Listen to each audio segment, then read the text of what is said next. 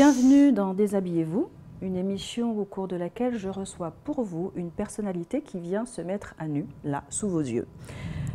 Aujourd'hui, c'est une performeuse vocale, une rayonnante ambassadrice de la chanson que j'ai le plaisir d'accueillir. Il s'agit de Tricia Heavy. Mais avant de parler avec elle, je vous propose de regarder un portrait.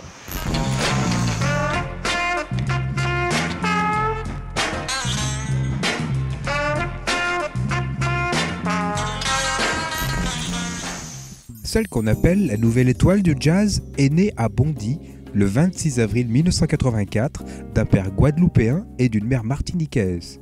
Elle quitte la France suite à la mutation de ses parents au Moule en Guadeloupe. Elle a alors 3 ans. Elle revient en France à 22 ans pour y passer sa licence de biologie. Très tôt, elle développe une passion pour la musique à l'écoute d'artistes comme Patrick Saint-Éloi, Georges Brassens ou encore Serge Reggiani. À son arrivée en France en 2006, elle découvre le jazz. Elle dit « c'est le jazz qui m'a choisi ». D'ailleurs, elle reprend les standards d'artistes tels que Ella Fitzgerald, Billie Holiday, Louis Armstrong, Stan Getz ou encore Mel Tormé. En 2007, elle forme un trio avec 2 musiciens talentueux, Xavier Richardot, saxophoniste baryton et ténor, et Jean-Louis Bordier à la guitare. L'album Beginning naîtra de cette collaboration en octobre 2010. Aujourd'hui, elle est toujours accompagnée par des musiciens de renom. Le pianiste David Facker, 2 nominations aux Victoires du Jazz en 2008, le bassiste Thierry Fanfan, entendu régulièrement aux côtés de Paco Seri, Bernard Lavillier, Tania Maria, et le batteur Francis Arnaud, qui a joué avec Eddie Louis ou encore Charles Aznavour. En novembre 2013, c'est la sortie de son 2e album, Meet Me, véritable invitation à la rencontre. D'ailleurs, sa vie est faite de rencontres, des musiciens, ceux que je viens de citer, mais aussi Mario Canonge, Ralph Tamar, Ralph Lavital, Éric Pérudan, mais aussi des organisateurs de concerts qui, flairant sans doute son talent, lui font très vite confiance. Tricia Heavy chante un répertoire original composé de ses titres personnels, de morceaux issus du patrimoine antillais et de standards du jazz. Elle a fait de nombreuses scènes, Money Jazz Festival à Sydney, Devonport Jazz Festival en Tasmanie, le Duc des Lombards, Jazz in Marciac, Anguin Jazz Festival, Montreux Jazz Festival, Festival Jazz de Doha, Festival Caribbean Jazz à l'Olympia, Martinique Jazz Festival, la scène nationale de Bayonne, Jazz en Touraine, Jazz à Vienne ou encore Jaboré Jazz Club à Barcelone. Et cela ne fait que commencer.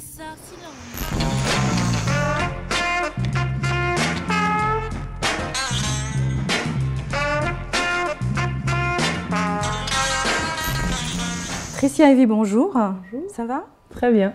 Alors Tricia, je trouve que tu es une artiste lumineuse, quelqu'un qui, une personne solaire, quelqu'un qui attirerait comme ça de bonnes choses autour d'elle. Tu as cette impression un peu d'éclairer un peu? Alors je dirais que j'ai toujours eu cette sensation d'être née sous une bonne étoile. Alors après, est-ce que je rayonne? C'est sûr que quand je chante, je projette énormément de choses. Et j'ai la chance d'avoir beaucoup de choses positives, donc je projette cette positivité-là. Alors on peut peut-être dire oui, effectivement, que je suis solaire. On va parler de toi, forcément, et de ta vie en Guadeloupe. Comment ça s'est... Alors on l'a dit dans le portrait, tu es née ici, mais tu es repartie vivre pendant très très longtemps en Guadeloupe. Oui. Raconte-nous un petit peu ta vie, comment ça se passe en Guadeloupe pour une petite fille qui est née à Bondy.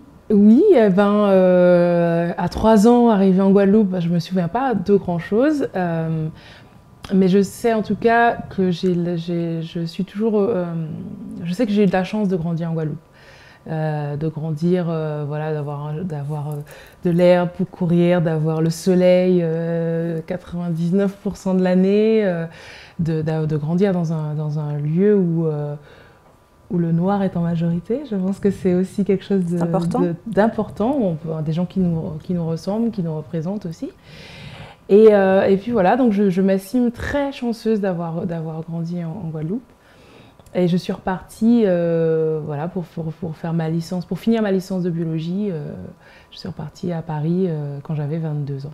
Alors tu es la plus jeune, la seule fille, Oui. la plus jeune avec 2 grands frères. Oui, oui, oui. Donc comment ça se passe dans Mais la ça s'est très fratrie? bien passé. Un peu protégée par les frères? Oui, protégé, oui, oui. Bon, après, on s'empêchait pas de nous battre des fois, mais toujours de manière assez drôle. Non, je suis aussi très contente d'avoir eu 2 grands frères, ce qui fait que je m'entends bien. L'avantage, c'est que comme je suis dans un milieu d'hommes avec la musique, je suis à l'aise parce que voilà, j'ai grandi avec 2 garçons. 2 grands garçons, donc ça y est fait. C'est comme un poisson dans l'eau, je dirais. Alors il y a quelque chose, moi, qui m'étonne, c'est que personne ne fait de la musique chez toi, ni papa, ni maman, ni les frères. Ouais. Alors il y a un vague cousin très lointain qui s'appelle Jean-Claude Porlon, du duo Annick et Jean-Claude, pour ceux qui connaissent le zouk. Mais voilà. Mais on ne peut pas dire que ce soit lui qui t'a inspiré. Alors pourquoi? D'où ça vient? Mais en fait, même si mes parents ne font pas de musique, ils en ont écouté énormément. J'ai grandi, j'ai baigné dans la musique. Voilà, donc déjà ça. Avec qui? Ils écoutaient qui? Ils écoutaient de tout. Kassav, Patrick Saint-Éloi, Georges Brassens, Serge Reggiani. Je sais pas, aussi un peu de classique. J'ai vraiment écouté beaucoup de styles. On a toujours été très ouverts musicalement à la maison. Et après, avec mes frères, j'ai écouté aussi du hip-hop, de la soul, R&B, tout ce qui est beau, quoi. Très éclectique, en oui, fait. Très ouverte à... Moi, j'ai tendance à dire que pour moi, dans tous les styles musicaux, il y a au moins une belle chanson. Des fois, c'est difficile à trouver, il faut chercher, mais il y a au moins un beau morceau. Donc voilà, il faut vraiment tout écouter pour vraiment s'inspirer de tout. Voilà. En plus, c'est comme, j'allais dire, c'est comme un peintre. Plus il a de couleurs et plus il fera de belles peintures, il pourra faire de belles peintures. C'est pas dit qu'il les fera, mais il aura la possibilité de le faire. Quand tu reviens en Guadeloupe à 3 ans, tu débutes le piano. J'ai pas commencé à 3 ans, hein. J'ai dû commencer vers 11 ans. C'est mes parents qui m'ont proposé de faire du piano.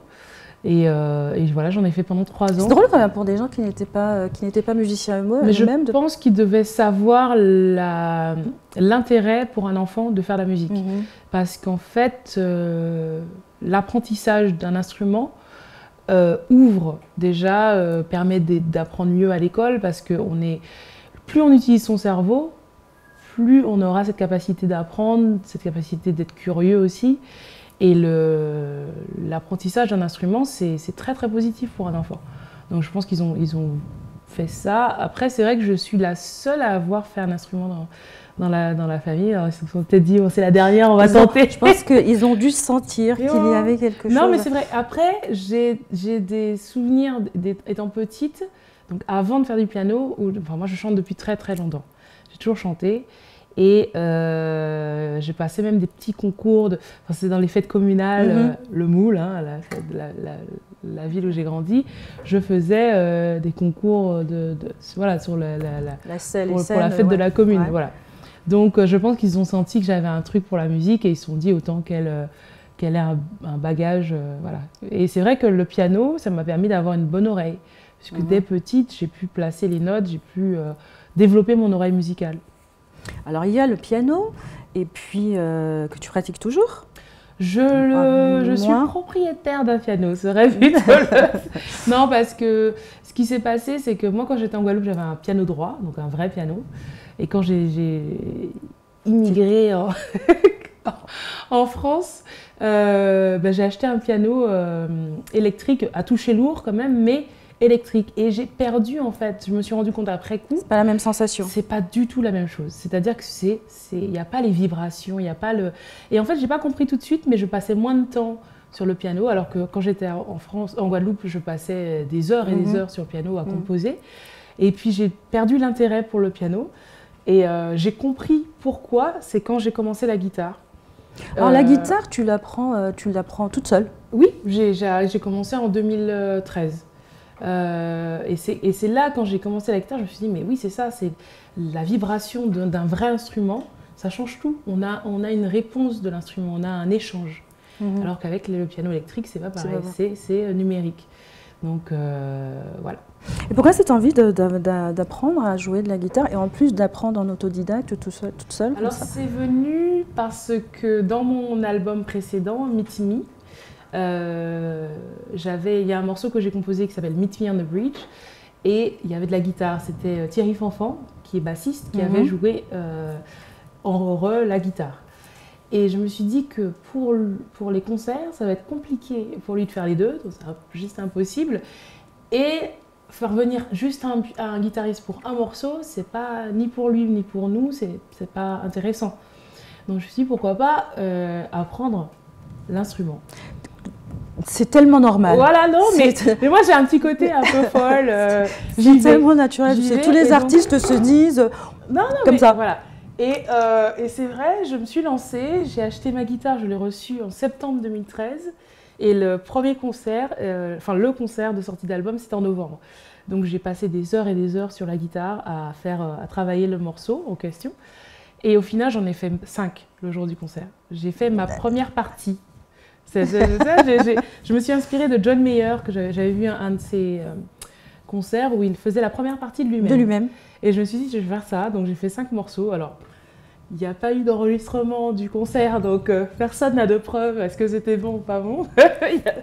Mais voilà, j'ai vraiment chanté. C'était un plaisir de faire ça. Alors sur un des titres également, je t'ai vu sur scène. Tu joues également du trombone. Oh non, mais ça c'est vu. On a les images. Oui. On a des images. Jouer, c'est beaucoup dire. C'est-à-dire que Daniel Barnett, avec qui je travaille, qui est un chanteur tromboniste australien, un jour on était en Australie, j'étais en tournée avec lui, et je lui ai, pendant qu'il y avait le solo de piano, je lui ai fait signe, passe-moi le trombone, et il me l'a passé, et j'ai commencé à improviser, mais je n'ai jamais joué trombone. Mais étonnamment, j'ai réussi à sortir les notes et sortir les trucs. Ouais. Et en fait, après, donc la vidéo en question, c'est en Guadeloupe, parce que j'avais fait venir son groupe en Guadeloupe quand j'avais monté un festival l'année dernière. J'ai fait venir son groupe et on a refait la même chose. Je lui ai dit, vas-y, passe-moi le trombone. Alors il me montre comment le placer. Et c'est vrai que je sors des notes, on se dit, mais d'où ça sort? Mais c'est totalement improvisé, quoi. Tu comptes arrêter là dans l'apprentissage des instruments? Non, en fait, là, je fais aussi du violoncelle, que j'ai commencé il y a 2-3 ans. Ouais. Non, 3 ans. Et mon prochain... Mais là, tu prends des cours pour le violoncelle? Oui, violoncelle, oui. Je prends des cours parce que c'est pas vraiment un instrument qu'on... Enfin, je pense qu'il y a moyen d'apprendre seul, mais comme je veux être juste, et la justesse est très difficile dans cet instrument, je veux pas jouer à demi. Donc je prends des cours avec un très très bon prof, violoncelliste. Et puis mon prochain objectif, et ce sera peut-être pour fin d'année prochaine, parce que là j'ai pas mal de choses à faire, mais ce serait la flûte traversière. Bien sûr. Voilà. Allons-y. Non, mais tout est possible. Mais bien sûr, Tricia. La seule limite, c'est nous-mêmes. Oui, c'est les limites qu'on se donne. Et je me suis inspirée, en fait, cette idée de faire la guitare, faire violoncelle, ça m'est venu, parce que d'où l'importance de la représentation. Enfin, j'ai lu la biographie d'un multi-instrumentiste australien qui s'appelle James Morrison, et qui joue tous les instruments. Il joue tous les saxophones, il joue guitare, il joue contrebasse, il joue piano. Il y a même une vidéo sur internet où on le voit en big band et c'est lui qui fait tous les instruments. Donc en fait, on avait quelqu'un qui ressemblait à ça en France qui s'appelait Rémi Brica. Et en fait, il fait tout et il les fait bien parce que c'est pas tout de jouer, mais c'est j'avais une brutasse dans tous les instruments. Et je me suis dit, pourquoi pas essayer, parce que dans son livre, il expliquait que lui, comment il a commencé la contrebasse. En fait, il expliquait qu'il est allé dans un concert et il a vu le contrebassiste et il a été hypnotisé par le contrebassiste. Il a regardé toute la soirée, regardé les doigts et tout. Et il est arrivé chez lui, il a dormi, il a rêvé de la contrebasse. Il s'est réveillé le matin, il avait des callosités sur les doigts. Et il s'est dit, mais c'est pas possible, j'ai pas joué du tout, c'est pas possible.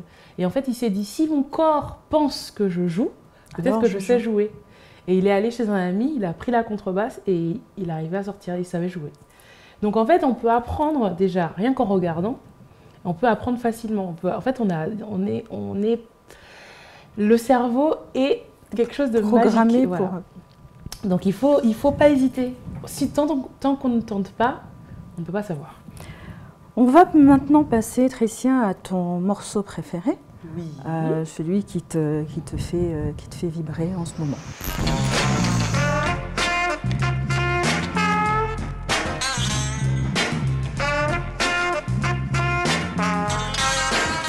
On va maintenant passer, Tricia, à ton morceau préféré. Oui, alors le morceau préféré, c'est un morceau que j'ai enregistré sur mon nouvel album qui va sortir en janvier. C'est une Begin, un morceau de monsieur Albert Lirva qui s'appelle Doudou pas gentil. Et en ce moment, c'est vrai que c'est celui que j'ai en tête. Donc c'est inédit en plus. Et je le joue à la guitare. Ah. Alors...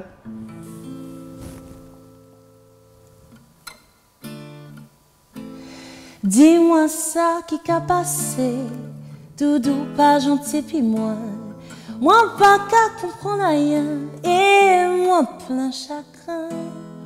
Nous t'es tellement aimé nous pas t'es qu'à quitter nous et en dehors du nous, rien pas t'es qu'à exister. Vraiment pas gentil à présent, Doudou dis-moi. Tout ça qui m'a fait ou qui si mal pour quitter moi. Peut-être que l'amour nous a tiré trop longtemps. C'est pour ça j'ai dit ou envie remplacer moi. J'attends la la la, j'attends la la la,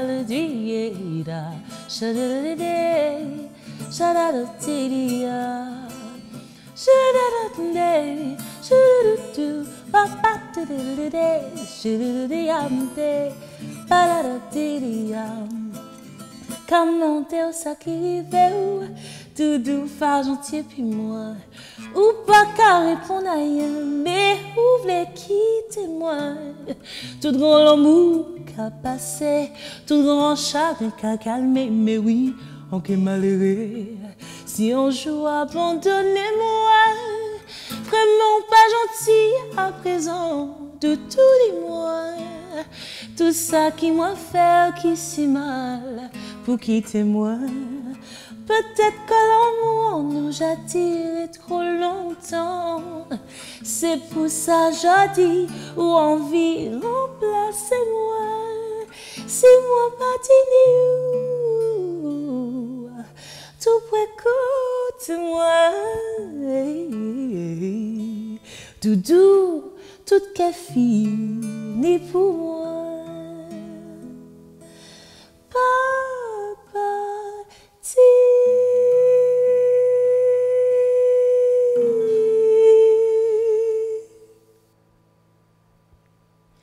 Merci. Ce morceau. Pourquoi ce morceau? Parce que c'est un morceau que j'aime bien, qui me parle. En fait, dans cet album, j'ai voulu mettre en avant la Begin de manière assez épurée. Donc, et je suis assez fan des standards de la Begin de monsieur Albert Lirva. C'est vrai que j'ai vraiment une attirance pour ces mélodies. Voilà. Alors on l'a dit dans le portrait, Tricia, tu abordes et tu écoutes tous les styles musicaux, tu chantes des standards de jazz, des standards de la Begin, on vient le voir. Dans ce contexte-là, comment naît ton premier album? Le tout premier album, qui s'appelle Beginning, ouais. Il est né, le divin enfant, il est né en 2010, il est né en 2010 déjà. Il est né en 2010, effectivement. C'est venu en fait, c'est un album plus de groupe. J'étais en guitare et saxophone, et on a, avec ce groupe-là, voulu montrer notre univers musical, un son qu'on avait. Donc on a fait des morceaux que j'aimais, des morceaux que le saxophoniste aimait, des morceaux que le guitariste aimait. C'est un trio. On était en trio. Et je l'ai appelé Beginning parce que c'était le début, mais en même temps une sorte de jeu de mots avec la Begin, parce qu'il y avait aussi quelques Begin dans cet album. Voilà. Et le deuxième ensuite a suivi en 2013. Et je l'ai appelé Meet Me, pour une manière de dire aux gens venez me rencontrer, venez découvrir qui je suis. Exactement. Alors justement, dans le portrait, on l'a dit, ta vie est faite de rencontres. Pourtant, il y a tous ceux qu'on a cités, tous les hommes, toutes les personnes qu'on a citées que tu as rencontrées. Et moi, j'ai relevé qu'il n'y avait que des hommes.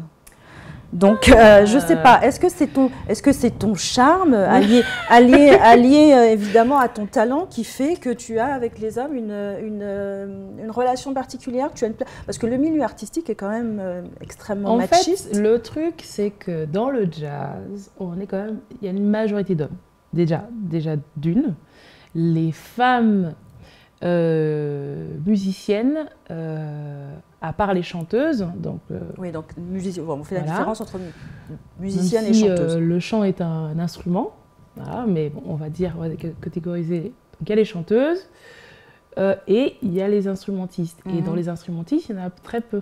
Donc c'est surtout une question de proportionnalité. Voilà, j'ai rencontré plus d'hommes que de femmes, mais je n'ai aucun problème avec les femmes. Et puis d'ailleurs, j'en rencontre. Mais tu as prévu en plus de faire des duos, par exemple, avec des dessins pris, c'est encore un homme. Tu as prévu de faire des duos avec des femmes ou pas? Mais moi, j'aimerais bien... en fait, j'avais proposé à Justine Béroir de venir chanter avec moi pour ma tournée. Quand j'ai fait une tournée, mon concert en Martinique, mais elle n'a pas pu, on n'a pas pu trouver. Ça s'est pas fait. Mais moi, je suis ouverte à tout duo. J'adore. Mais c'est vrai que j'ai une attirance pour les voix masculines. J'ai toujours été, moi, j'ai écouté Patrick Saint-Éloi, j'ai écouté Brassens, j'ai toujours une Ralph Tamar. C'est vrai que j'ai... aussi pour ça que quand je chante, je vais beaucoup dans les graves. C'est quelque chose qui me touche. Mais c'est vraiment une question de rencontre. C'est que je n'ai pas encore forcément rencontré de femmes qui... Après, dans le milieu de la musique, non. Bah, après, autour de moi... dans ma vie personnelle, j'ai beaucoup de femmes... Je restais dans le domaine professionnel et musical. Qui sont des modèles pour moi, oui. Qui, par exemple? Alors, j'ai une amie australienne qui s'appelle Monica Trapaga, qui est chanteuse d'ailleurs, et que j'admire énormément, et qui est un modèle. Alors, elle est là, contemporaine, mais il y a des gens qui t'ont, des femmes qui t'ont inspirée avant, qui ont fait que tu sois devenue ce que tu es aujourd'hui ou... Alors, j'ai toujours... quand je ne chantais pas... Enfin, je chantais déjà, mais je n'étais pas musicienne, ni professionnelle, ni... J'ai toujours admiré Orlane. Ouais. Orlane, parce que déjà sa voix, et aussi la classe qu'elle a. Orlane, pour ceux qui ne le sauraient pas, est une chanteuse de zouk martiniquaise. Oui, et elle a toujours, j'ai toujours aimé la classe qu'elle a sur scène, et puis sa voix. Donc ce serait mon modèle. Bien sûr, Tania Saint-Val, Justine Béroir. Les grandes voix de la chanson antillaise. J'aimerais qu'on revienne sur Patrick Saint-Éloi, parce qu'il t'a évidemment énormément inspiré. Ça, tu l'as dit et redit. C'est même grâce à lui, je ne veux pas dire si tu chantes, mais enfin en tout cas... Je dis que c'est avec lui que j'ai appris à chanter, parce que j'ai chanté sur ses albums, je faisais des voix différentes, des tierces, des quartes et tout, et ça a aussi permis de développer mon oreille. Déjà à l'époque, j'improvisais en fait, parce que je ne pouvais pas chanter de la même tonalité que lui. Donc j'improvisais. Il y a eu des rencontres musicales avec Patrick Saint-Éloi ou pas? Non, pas musicales, puisqu'à l'époque où je l'ai rencontré, je ne faisais pas de musique, mais je l'ai vu 2 fois. Dont une où en fait il était à la batterie et moi on m'a invité à faire des chœurs. C'était lors d'un concert? C'était une sorte de comment on appelle ça, un concert en extérieur en fait, mais moi, j'étais très timide, donc je ne suis pas allée lui parler. Et je l'ai revu une fois au Moule, au Shiva, ce qui est une boîte de nuit, restaurant, tout ça. Et je n'ai pas osé aller lui parler non plus. Mais J'étais trop timide, quoi. Mais... Tu regrettes ça aujourd'hui ou pas? Regretter, non, parce que voilà, c'est comme ça. Mais moi, mon rêve, ça aurait été de pouvoir chanter avec lui, effectivement. Mais je sais qu'il m'a entendu chanter. Parce que j'ai passé un concours de chant quand j'étais en Guadeloupe et j'ai chanté un morceau à lui dans le concours. Et il y a quelqu'un qui était dans la salle qui l'a appelé, qui lui a dit écoute la chanteuse et tout. Donc au moins il m'a entendu. S'il pouvait, tiens, justement, de là où il est, t'entendre à nouveau, quand tu penses à lui, il y a un morceau qui t'inspire que tu pourrais nous jouer. Oui, tout à fait. Ça tombe bien, j'ai ma guitare. Oh, soyons fous. J'ai bien fait de l'emmener. Ah oui.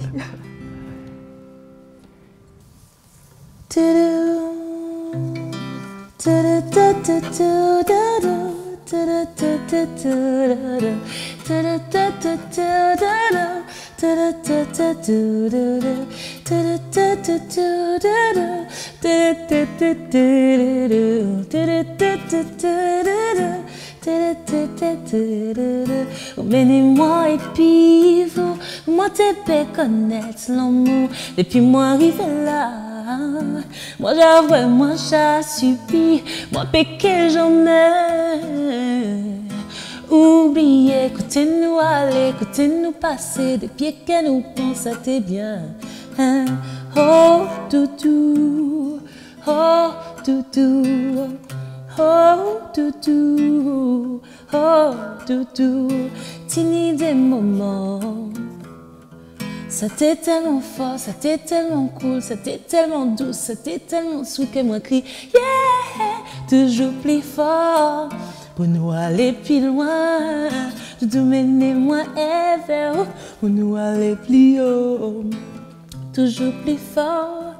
Pour nous aller plus loin, doudou menez-moi vers haut, pour nous monter plus haut, plus haut, plus haut, plus haut, plus haut, plus haut, plus haut, plus haut, plus haut. Oh, doudou, oh, doudou, oh, doudou, oh, doudou.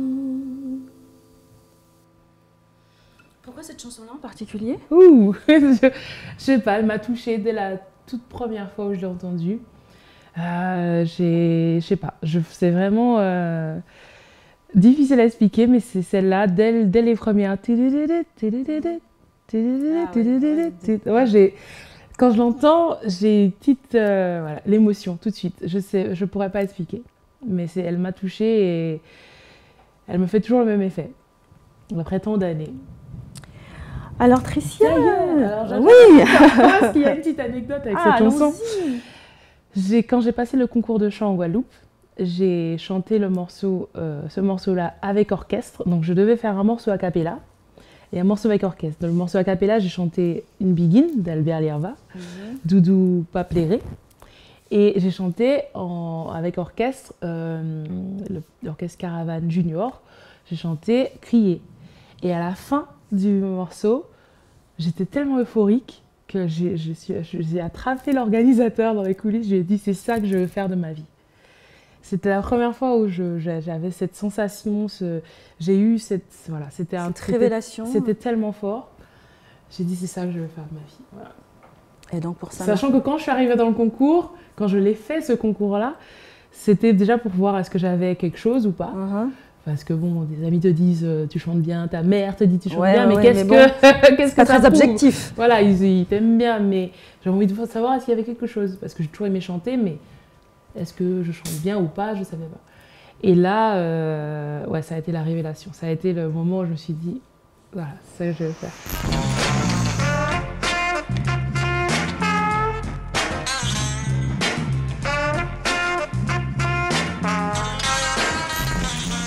Alors, on a une tradition dans cette émission, c'est notre question récurrente. Et la question, qui sera la même pour tous les invités, c'est qu'avez-vous fait, que souhaitez-vous faire, que faites-vous pour changer le monde? Une question très intéressante. Je dirais que j'ai le vieil adage anglais qui dit Be the change you want to see in the world, soit le changement que tu veux voir dans le monde. Donc j'essaye de me changer moi, déjà avant tout, d'arriver à être la meilleure version de moi-même, être en accord, être en équilibre avec moi. Et je pense que quand on est centré, quand on est équilibré, quand on est bien avec soi, on peut faire rayonner tout ça autour de soi et toucher les uns et les autres et changer déjà autour de soi. Ensuite, ça rayonne sur le reste du monde. Donc, je travaille sur moi. J'essaye d'être voilà, le mieux possible, être en équilibre, être en accord avec mes principes. Et voilà. Tu fais de la méditation ?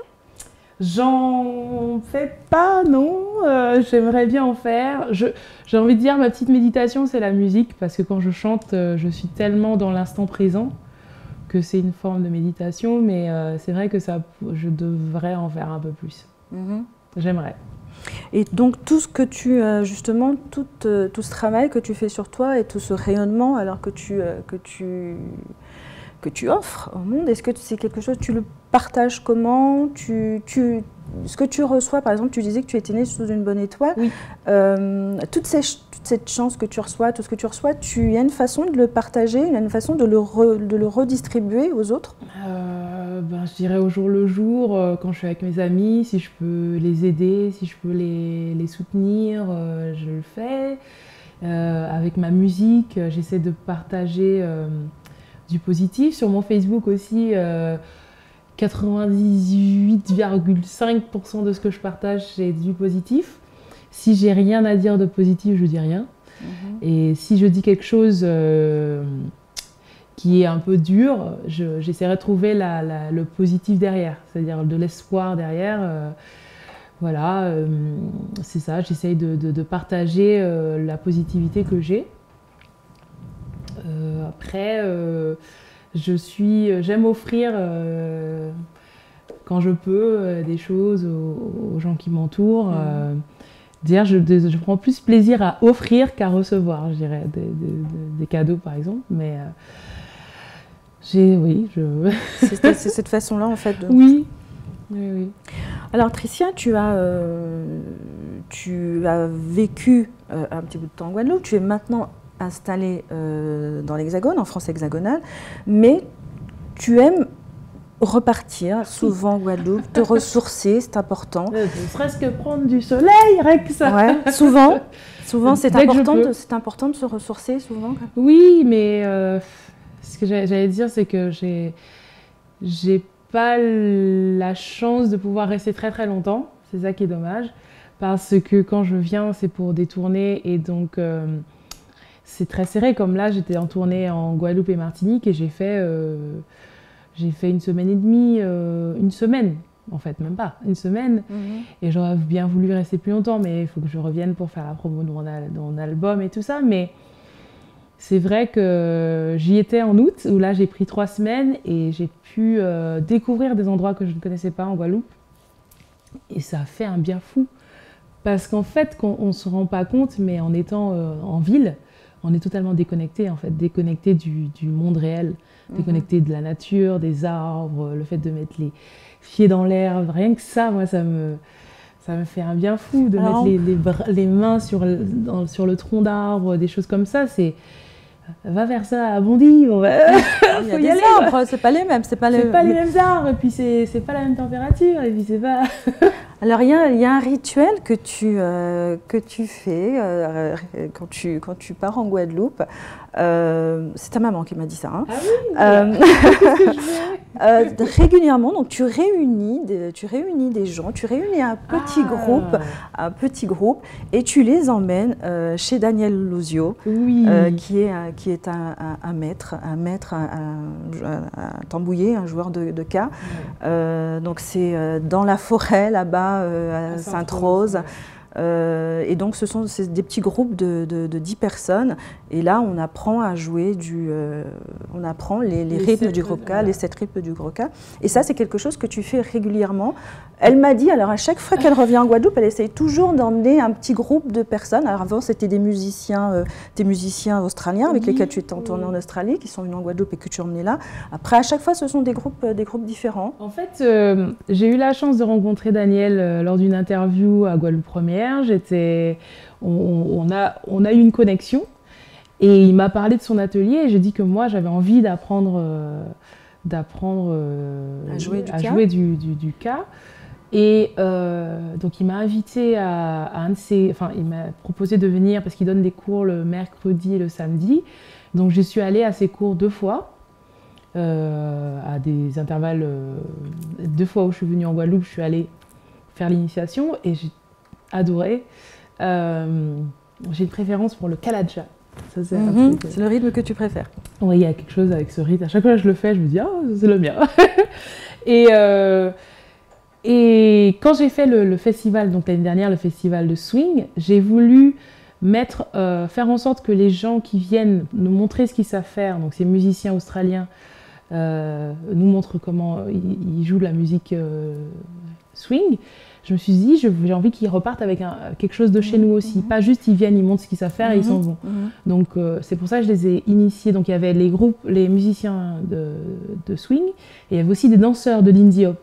Donc il y a eu une initiation percussion, enfin K, et en même temps une initiation à la danse.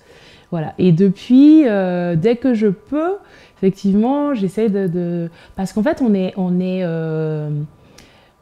n'a pas forcément cette chance d'être initié au gros K. C'est pas à l'école qu'on va l'apprendre. Ça passe pas plus que ça à la télé. Donc c'est une chance d'avoir cet atelier, d'avoir cet homme qui se met à notre service pour nous transmettre des choses. Et c'est vrai que la dernière fois, j'ai organisé ça avec mes tantes, ma mère, mon père, que j'ai réussi à emmener. Je crois qu'il y avait également le chanteur des Vikings, Hippomen Leova. Mon cousin Hippo. Voilà, et toi? Oui. Et voilà, en fait, on a passé un super moment. Moi, j'essaye effectivement dès que je peux, parce que c'est quelque chose de... Alors, c'est assez mystique quand même. Hein. C'est une ambiance assez mystique. D'ailleurs, le lieu participe aussi à Oui, et puis c'est un rituel. On rentre pas comme ça, on retire ses chaussures. C'est un respect, c'est sacré. Et ça, c'est beau de... Il n'y a pas si longtemps, jouer du gros cas, c'était très mal vu.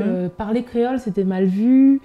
Donc il y a énormément de choses j'allais dire, réparer, rattraper. Ouais. Et donc si je peux, à mon petit niveau, faire ajouter une pierre à l'édifice, je le fais. C'est bien parce que c'est vraiment le lieu est mystique. Enfin vraiment, on est dans la forêt. Ouais.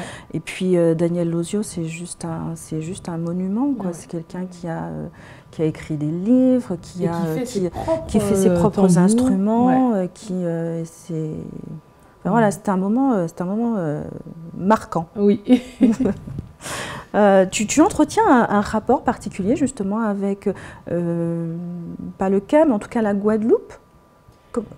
En fait, le rapport, il est en moi. C'est-à-dire que quand je chante du jazz, je chante à ma manière caribéenne. Comment ça se... Mais en fait, c'est la manière dont je vais me poser sur la musique. Je pense que je me suis inspirée en écoutant les chanteuses de jazz, en écoutant les Ella, Billy, Louis Armstrong, mais j'ai mon bagage parce que moi, j'ai commencé le jazz très tard. J'ai commencé le jazz en 2007, donc j'avais... Oui. 23 ans, donc c'est assez tard. Donc ce qui fait que mon oreille, elle est formée à tout un tas de musique avant le jazz. C'est pour ça que quand je compose pas forcément jazz, je compose un mélange de tout ce que j'ai écouté, tout ce que j'ai aimé. Donc la Guadeloupe est là. Le morceau que j'ai fait, L'En-moi. Moi, t'es parti en bas là-bas pour chercher moi. T'es sorti en bas là-bas pour trouver mère. L'en-moi qu'a caché derrière roche là et l'en-moi fait pas trouver comme ça. Ça, c'est un mélange de begin, de zouk et de bossa. Il y a une sorte de mélange, melting pot dedans. Voilà, c'est en moi. je me pose même pas la question, ça fait partie de moi, la Guadeloupe. La Martinique aussi, parce que moi je suis de la Martinique, Oui, ma mère est martiniquaise, mon père est guadeloupéen.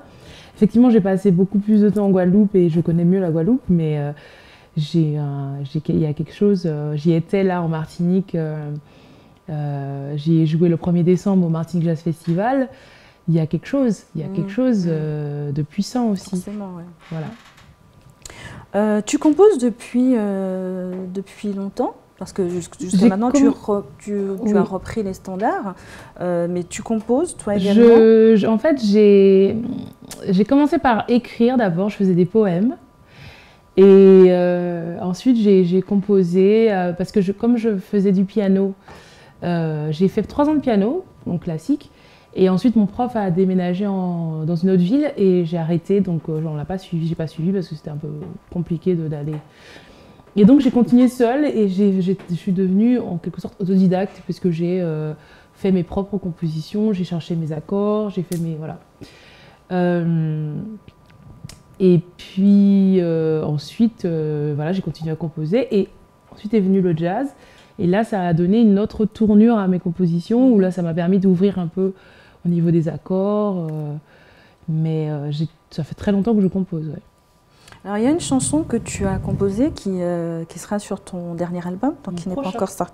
Prochain. Qui n'est pas encore sorti, qui s'appelle... Qui n'est pas encore enregistré non plus. Mais d'ailleurs, tiens, on peut parler de l'enregistrement. Tu as fait appel au public pour financer... Oui. Effectivement, cet album-là, donc le nouvel album qui s'appelle Usawa, qui veut dire équilibre en swahili, je l'ai autoproduit. Et comme l'autoproduction, ça a quelques limites, parce que bon, je ne suis pas riche comme Crésus, je demande à mon public, à ceux qui me connaissent ou ceux qui ne me connaissent pas, de me soutenir en faisant un don ou alors en précommandant l'album. C'est-à-dire que pour 10 €, ils reçoivent l'album digital. Pour 25 €, ils reçoivent l'album digital et physique. Et pour au-dessus de 30 €, ils reçoivent l'album digital, physique. Et la chanteuse. Et... et tu m'as appris. Et de l'amour et ma reconnaissance éternelle. Voilà. Mais je ne viens pas chez eux. Par contre, si on se voit, je leur fais un gros bisou, un gros câlin. C'est gratuit. Mais non, voilà, en fait... ça m'aide, comme les gens précommandent, ça me donne des fonds. Voilà, donc déjà, on est à 6 000, j'en suis à 6 000 € à peu près, ce qui m'a permis déjà de faire le mixage, le mastering, de presser les albums. Et maintenant, il faut atteindre, l'objectif est de 13 000 €, parce que j'ai toute la promotion à faire, donc l'attaché de presse à payer, voilà, il y a pas mal de frais pour que ça sorte bien. Voilà. J'aimerais aussi faire un clip, voilà, pour la promotion. Tout ça, c'est pour la promo. Et c'est vrai que c'est quelque chose qui coûte assez cher. Et en fait, je fais cette cagnotte-là sur litchi.com, LEETCHI.com. Il suffit de taper Tricia Evie et ils trouveront ma cagnotte. Voilà.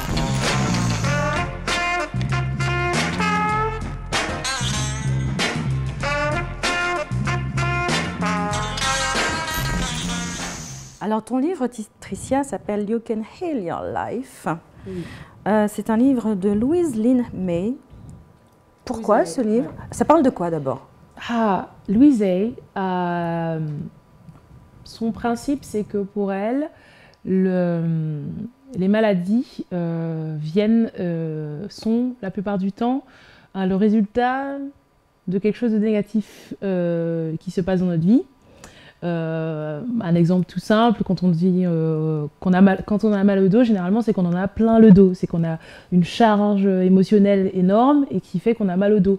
Quand on a, par exemple, on est myope, donc on ne voit pas de loin, généralement c'est la peur du futur, peur de l'avenir, moi je suis myope d'ailleurs, mais il y a plein de petits... En fait, ce qu'elle a fait, c'est au cours des années, elle a...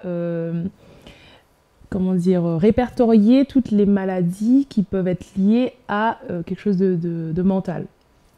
Et elle a compris que les choses négatives qu'on reçoit, que ce soit de la parole, que ce soit des événements dans notre vie, affectent notre corps. Et elle dit que si le négatif peut affecter le corps et nous rendre malades, le positif peut aussi guérir. Et ce qu'elle dit, c'est que le négatif, pour une chose négative, il faut 100 choses positives. Donc elle a mis en place le principe des patterns, c'est-à-dire le fait de répéter, comme un mantra, de répéter quelque chose régulièrement, jusqu'à ce que ça devienne réel. Sa méthode Coué. Voilà. Et d'ailleurs, sur mon album précédent, Meet Me, j'avais repris une phrase du livre, une affirmation qui dit I'm beautiful and everybody loves me. Et je me souviens que quand je l'avais lu, cette phrase, c'était sur une carte, ça avait été dur pour moi à dire. Et je me suis dit, tiens, il y a vraiment quelque chose à faire là-dedans. Et donc, elle disait dans le livre, on peut utiliser la phrase comme en faire une chanson pour s'aider à la dire régulièrement. Et donc, j'avais fait une petite chanson avec. Et d'ailleurs, je l'ai mise sur l'album. Et au lieu de dire « I'm beautiful and everybody loves me », je me suis dit, là, les gens vont se dire « Ouais, elle s'aime bien, elle s'aime bien ». J'ai dit « You're beautiful and everybody loves you ». C'est un message que je disais aux gens en leur disant « Vous êtes beaux et tout le monde vous aime et c'est bien de l'entendre au moins une fois ». Et ça faisait You're beautiful and everybody loves you. You're beautiful and everybody loves you. You're beautiful and everybody loves you. You're beautiful and everybody loves you. You're beautiful and everybody loves you. Du coup, ça ne t'aidait pas toi? Mais moi, ça m'a aidé quand je l'ai chanté, moi. Après, pour l'album, effectivement, j'ai dit You're Beautiful, mais même, déjà, rien que de le chanter, ça fait du bien. Moi, ça me fait du bien de chanter. Alors Louise a écrit énormément de livres sur le développement personnel, développement qui sert à s'épanouir dans ses relations, dans le travail. Mais celui-ci, You Can Heal Your Life, c'est son best-seller. Oui. Voilà, il est sorti en 84. Ça aide. Il est sorti en 84. Il est sorti en 84. Je suis née en 84. Ouais, donc c'est ainsi. Et Louise est morte il n'y a pas très longtemps. Oui. Elle est morte en août 2017. Oui. Elle avait 91 ans. Donc je ne sais pas si ça l'a. En tout cas, elle disait qu'elle avait bien vécu et sa famille a dit qu'elle est morte heureuse, en tout cas. Donc elle a pu appliquer ce qu'elle disait, parce que souvent on dit fais ce que je dis, mais fais pas ce que je fais. Et elle a vraiment appliqué. Voilà, elle a une vie assez difficile, elle a surmonté beaucoup de choses. Et ce livre-là, il m'a vraiment beaucoup aidée parce que c'était. Moi, je l'ai découvert en Australie. J'étais j'avais pris un Airbnb. Première fois que je faisais Airbnb et je tombe chez cette fille merveilleuse qui avait sur son frigidaire des cartes avec des affirmations. Donc Louise appelle ça des affirmations. Et je lui dis mais c'est quoi? Et elle me parle du livre et elle me donne cette carte où il y avait marqué I'm beautiful and everybody loves me. Et ça m'avait touchée et elle m'avait collé cette carte-là sur le miroir de ma salle de bain en me disant à chaque fois que tu rentres dans la salle de bain, tu le dis. I'm beautiful and everybody loves me. Et ça avait travaillé quelque chose en moi. Et dans ce livre aussi, je dis souvent que ce livre m'a sauvée parce que je vivais des moments assez difficiles. Et dans ce livre-là, ils te disent il faut pardonner à la personne, la dernière personne à qui tu pardonnerais, il faut lui pardonner. Il faut dire son nom et dire je te pardonne. Et j'ai dit le nom de la personne, j'ai dit je te pardonne. Et j'ai senti un poids sortir, en fait, totalement, mais physiquement, le poids, il est parti. Et depuis ça, tout ce que j'avais vécu avant, je le vivais. En fait, avant, je le vivais, et après ça, je le voyais comme un film. C'est quelque chose qui est arrivé. J'étais plus actrice, mais spectatrice de tout ça, et ça m'a beaucoup aidée. Et d'ailleurs, je vais recommencer à le lire parce qu'il aide au jour le jour, ce livre-là. Il y a beaucoup de choses, et le fait de devoir se pardonner aussi à soi, parce qu'on ne peut pas être parfait, et on fait ce qu'on peut au moment où on est, avec ce qu'on a. L'acceptation de soi, c'est la clé du changement? Je pense, oui. Et ça prend des années. Je pense que je suis partie pour encore pas mal d'années. Voilà, mais c'est un travail de tous les jours. Mais ça vaut le coup.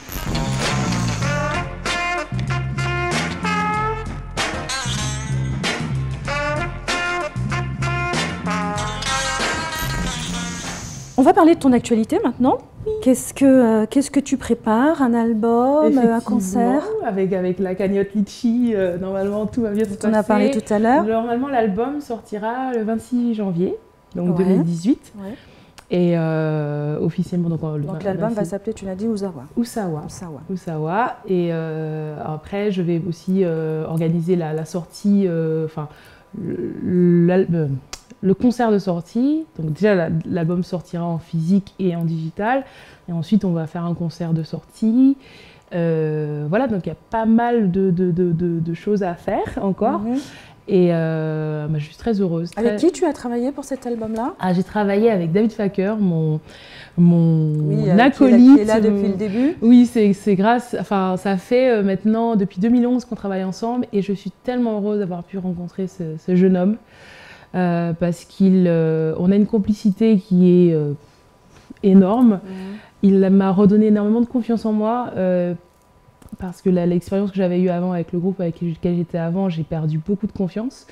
Et là, grâce à lui, moi je suis arrivée avec ma musique et lui il en connaît un rayon énorme et il m'a pas regardé de haut, il m'a pas dit tiens fais ça, fais ça. Les idées que je lui donnais, il les prenait en compte. Les compositions que j'ai amenées, où j'étais un peu timide en me disant ouais mais c'est pas du jazz, machin, il m'a dit mais c'est merveilleux. Enfin moi ça m'a donné un souffle, une sorte de force quoi. Et c'est là que j'ai fait l'album Meet Me, où j'avais besoin aussi de montrer ce que je savais faire. Et voilà, donc c'est vrai que c'est un... Moi, je l'appelle, je dis que c'est mon frère et ma sœur en même temps, parce que c'est vraiment quelqu'un, c'est ma famille, quoi, David. J'ai invité un violoncelliste qui s'appelle Michael Taforo, qui est en fait mon prof de violoncelle que j'ai recruté. Alors c'était assez cocasse parce que lui, il est prof classique. En fait, il est dans le milieu classique. Il a un prix de Paris. Enfin, il est dans le classique. Et quand je lui ai dit, voilà, je fais un album de jazz et de big-in, est-ce que ça te dirait? Il m'a dit, en fait, c'est-à-dire que c'est pas vraiment mon univers, mais il a accepté de le faire et il s'est très très bien débrouillé. Là, on est parti en tournée ensemble en Guadeloupe et ça lui a beaucoup plu, ça a très très bien marché. Et le troisième luron, j'ai envie de dire, c'est un très très grand contrebassiste de jazz qui est très connu dans le milieu, qui s'appelle Pierre Boussaguet et qui m'a proposé en fait de jouer sur mon album parce que je l'avais invité à faire un duo avec moi l'année dernière. On avait fait un hommage à Ella Fitzgerald en duo Baiser salé. Et je lui ai parlé de mon album, il m'a dit mais un peu de basse ce serait pas mal aussi, parce que moi à la base je voulais faire piano, voix, violoncelle. D'accord. J'étais partie là-dessus. Et puis il me dit ouais, la basse et tout, et je me dis en même temps la contrebasse c'est mon instrument préféré. Donc il n'a pas eu à me convaincre très longtemps. S'y mettre dans pas longtemps? Non, par contre la contrebasse, peut-être de la basse. J'ai l'idée un jour. La basse, mais pas la basse électrique, pas la contrebasse, la basse acoustique. D'accord. C'est super joli et c'est dans un coin de... Voilà. Et donc, il m'a proposé et je l'ai invité sur 4 morceaux de l'album et ça sonne super. Ben écoute, on attend ça avec impatience. Donc écoute, si on veut retrouver Tricia Heavy, alors déjà sur litchi.com, si on veut participer donc à la réalisation de son album, l'album Usawa qui va sortir en janvier. On peut aller sur mon site internet triciaheavy.com. Ils peuvent souscrire à ma newsletter grâce à ce site. Ils pourront aussi avoir les dates de concert et à mon Facebook aussi, voilà. Tricia Heavy, il faut liker. Voilà, elle est extrêmement active sur son Facebook. Je sais.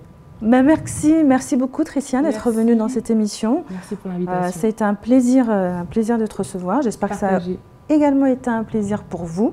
Et puis écoutez, on se retrouve très bientôt pour une prochaine émission. En attendant, portez-vous bien, à bientôt.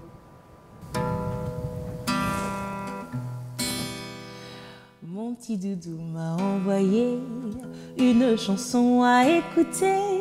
Elle était douce, elle était tendre, tout ce à quoi je peux m'attendre. Mon petit cœur m'a fait l'honneur de m'envoyer son joli cœur. Une fleur dans un bel ouvrage, un parfum dans un doux message. Il sait comment me faire sourire, me dessine les notes d'un bel avenir. Et sa voix réveille en moi une folie qui se cachait là. Hey, hey, hey, hey. Mon petit amour est loin de moi, mais à chaque fois que mon cœur bat, il me rappelle à son souvenir. J'aime son joli sourire. Doudou, moi, chérie, moi, doudou, moi, oula.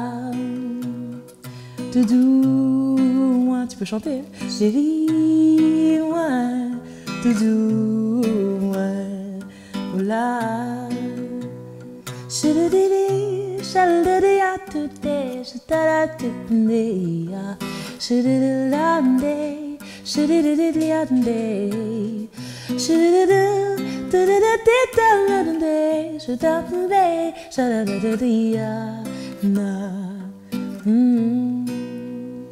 Mon amour est le seul qui sait apaiser en moi ce qui fait peur à mon cœur, peur à mon âme. Un doux baiser assèche mes larmes. Il est tout ce que je ne suis pas, bien plus fort et bien plus vaillant que moi. Mais le plus fou dans tout ça, c'est ce qu'il dit aussi de moi. Hey, hey, hey, même si je ne serai jamais sienne, il faudra que l'on se souvienne qu'on aimait tant s'entendre rire et parler de notre avenir. Doudou, moi, chérie, moi, doudou, moi, oula, doudou, doudou, moi, chérie, moi, doudou, oula, yeah, yeah.